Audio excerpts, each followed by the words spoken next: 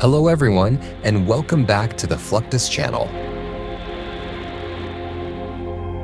The tension between the United States and the Soviet Union stood at a boiling point during the Cold War. Each side was locked in a relentless race, determined to outmatch the other through sheer technological advancement. To the moon and to the planets beyond. In an effort to seize the advantage in that technological contest, the US made a bold and calculated move, concealing Soviet fighters and weapons inside a secret facility for one remarkable reason. Today's episode will guide you through the covert missions that defined and deepened the rivalry between the two superpowers. Intelligence agencies constantly monitor the technologies fielded by their adversaries. The Defense Intelligence Agency, DIA of the US, took on the crucial task of gathering intelligence to protect the nation. During the height of the Cold War, the Soviet Union proudly unveiled its new interceptor, the MiG-25 Foxbat, placing considerable pressure on the United States. Many believe the interceptor would be a true game-changer, capable of threatening even the most advanced fighters in the US Air Force inventory. The Foxbat was a supersonic interceptor able to reach speeds of Mach 2.83 and soar to extremely high altitudes. It established multiple world records, some of which remain unbeaten to this day. The Foxbat climbed to an altitude of 123,523 feet, exceeding the maximum altitude of the SR-71 Blackbird, the backbone of the U.S. reconnaissance fleet. U.S. satellites captured images of a jet under development featuring enlarged wings and massive engine intakes. These characteristics pointed to an agile and formidable fighter, stirring concern within the U.S. Department of Defense until a Ukrainian pilot defected to Japan in a MiG-25.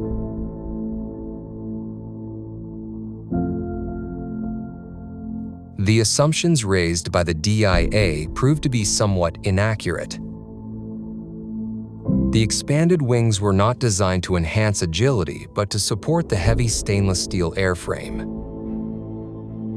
The enlarged engine exhausts existed to channel vast amounts of air to the fuel-hungry jet engines. Even so, the Foxbat was capable of fulfilling its interceptor role effectively. On a quiet dispersal ramp, the slender outline of the Mikoyan-Gurevich MiG-21 mirrors decades of supersonic legacy.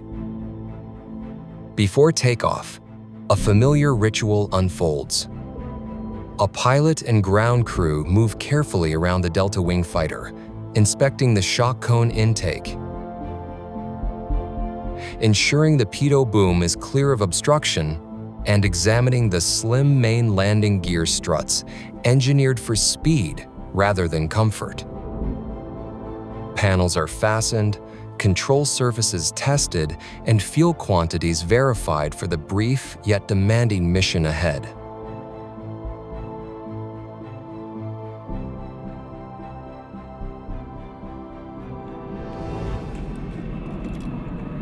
Inside the cramped cockpit, switches are adjusted with steady precision.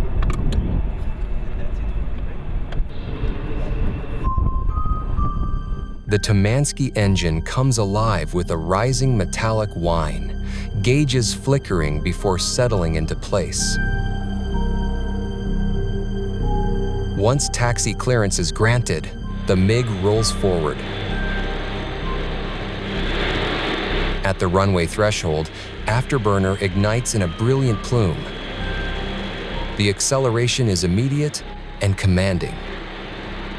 Within moments, the aircraft lifts off and climbs sharply, a Cold War symbol ascending once again into the sky.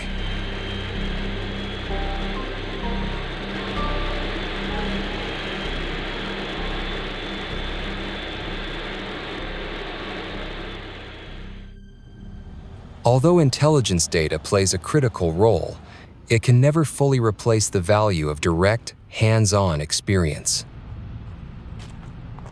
Recognizing this gap, the U.S. Department of Defense pushed boundaries, turning what seemed impossible into reality.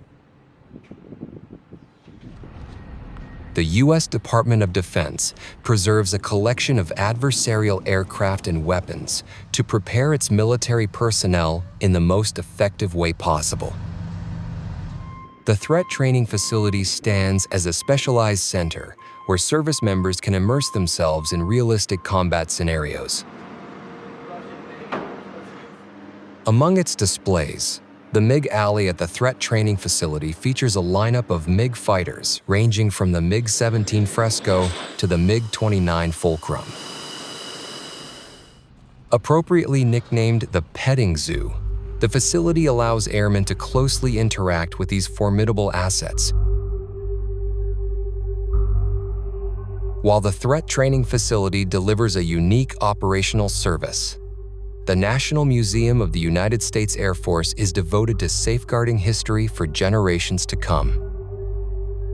The National Museum covers 20 indoor acres, showcasing more than 350 aerospace vehicles alongside thousands of artifacts. Soviet Union fighters from the Cold War period, including MiG-19, MiG-29, and Su-27, serve as centerpiece exhibits that enhance both education and global representation. At the same time, these aircraft stand as physical proof of decades of technological evolution. In recent years, the U.S. Air Force relocated the Threat Training Facility to a new structure at the Nellis Air Force Base in Las Vegas. During the Cold War, the facility operated under strict secrecy and was only declassified following the dissolution of the Soviet Union. Its relevance endures as certain aircraft, such as the MiG-29, remain in active service. Following the dissolution of the USSR, Ukraine inherited vast quantities of aging and outdated weapons and munitions, presenting a serious risk not only to Ukraine, but also beyond its borders. These stockpiles had the potential to trigger a major man-made disaster, especially since many arsenals and depots were situated near key industrial centers, including nuclear power plants. Given the scale of the challenge, Ukraine was unlikely to eliminate these munitions independently. As a result, NATO initiated a NATO Partnership Trust Fund in 2006 to assist Ukraine in dismantling them. During the first phase, 15 tons of ammunition were safely destroyed.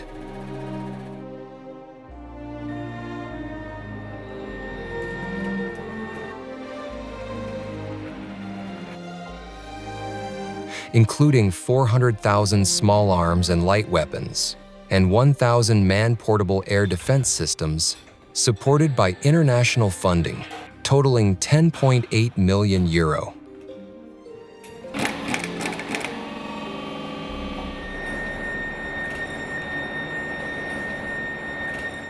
At the moment of its collapse, the Soviet Union is believed to have stockpiled roughly 45,000 nuclear weapons. A significant number of these were tested at the Semipalatinsk test site, known as the Polygon, in eastern Kazakhstan. Official records indicate that 456 nuclear explosive tests were conducted there throughout the Cold War. Of these, 116 occurred in the atmosphere and 340 underground. While certain nuclear tests at Semipalatinsk involved atomic detonations, others concentrated primarily on examining the effects of conventional explosives on plutonium and highly enriched uranium, HEU. These substances were used either as fissile cores in nuclear weapons or to verify the safety of warheads during simulated accidents, such as fires or nearby blasts. However, Soviet scientists made a significant error during these trials, particularly those involving plutonium. The material was not fully vaporized in the explosions, leaving residues inside tunnels and containers that could potentially be retrieved and repurposed into a bomb.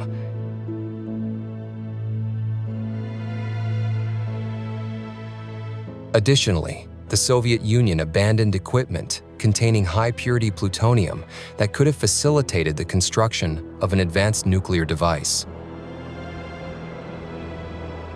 After the USSR dissolved, these tunnels and boreholes, still holding enough plutonium to build dozens of terrorist bombs if recovered, were left behind. In 1995, the United States, Russia, and Kazakhstan began coordinated efforts to locate and neutralize these dangerous remnants. And so what are you left with? All that nuclear material, several kilograms in most cases, in a small room, readily recoverable. You could go in with a shovel and remove it in a hurry and have enough to go out and build a nuclear device. That's the proliferation concern. It was only in October 2012 that dozens of scientists and engineers assembled at the base of a rocky hillside known as Decoding Mountain for a modest ceremony marking the completion of a 17-year, $150 million mission.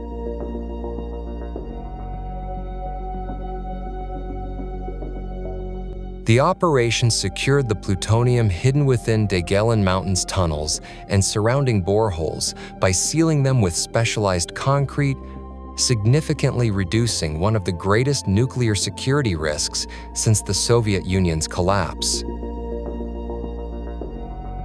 The United States played a leading role in securing and dismantling weapons of mass destruction and related infrastructure across former Soviet states. Through the launch of the Nunn-Lugar, or Cooperative Threat Reduction (CTR) program, the U.S. addressed the massive nuclear arsenals inherited by countries such as Russia, Ukraine, Belarus, and Kazakhstan after the fall of the Soviet Union. The CTR program's central objective was to consolidate and safeguard weapons of mass destruction at secure locations, accurately inventory and account for them, ensure their safe handling and disposal, and assist thousands of former Soviet scientists in finding meaningful employment. Building on the program's achievements, Congress extended CTR activities in 2004 beyond the former Soviet Union under exceptional circumstances. By 2009, these efforts had expanded globally.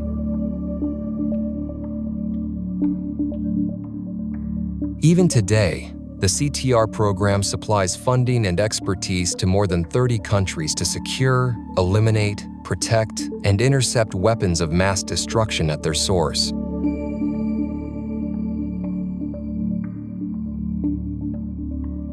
Regarding the United States stockpile of unused chemical weapons, it once totaled approximately 40,000 tons, stored across 9 sites nationwide. Having remained in storage since World War II, these weapons had grown outdated and deteriorated over time. Consequently, in 1986, the United States initiated the destruction of its arsenal under the Chemical Demilitarization Program, CDP.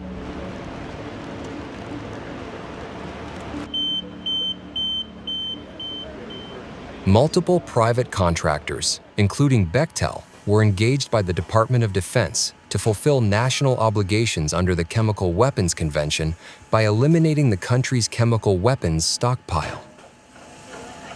Destruction operations were carried out at several facilities across the United States.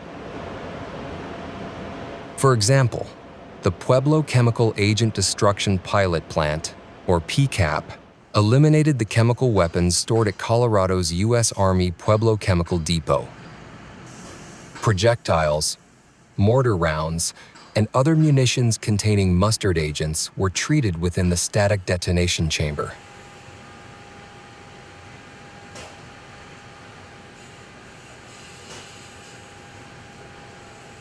The final round of the Colorado stockpile was destroyed at the plant on June 22, 2023, bringing Colorado's stockpile of unused chemical weapons to a close.